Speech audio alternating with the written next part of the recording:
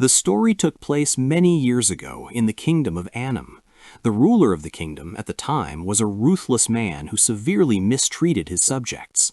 The people of the land were unhappy with the king's abuses, but remained silent for fear of persecution.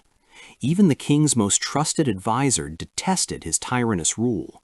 He secretly devised a plan to teach the king a lesson. It happened that the king owned a rare Siamese cat.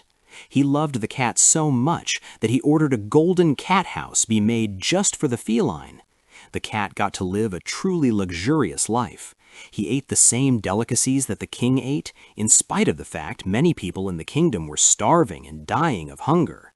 He slept on a beautiful silk pillow, while many of the king's subjects were sleeping on the streets. He was always attended by 2 human assistants who tended to his every need. Seeing how much the king loved his cat, the cunning advisor used his access to the palace to steal the cat. Once he brought the cat home, he started to train the cat to eat the same rotten food that most people in the kingdom were subjected to.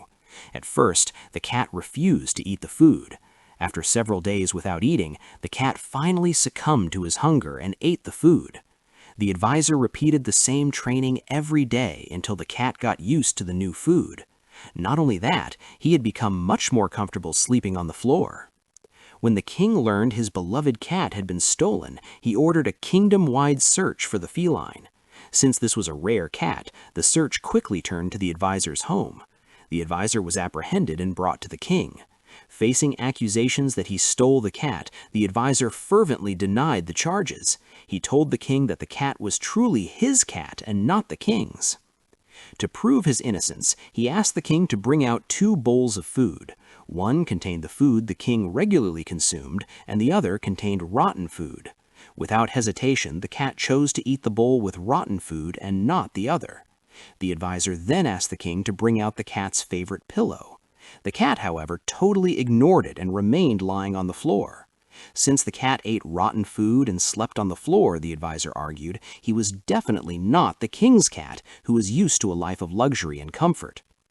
Although the explanations were sound, the king still had the advisor arrested and imprisoned. The story of the Siamese cat, however, quickly spread throughout the land. It became a rallying point for the people of the kingdom, who rose up and dethroned the king.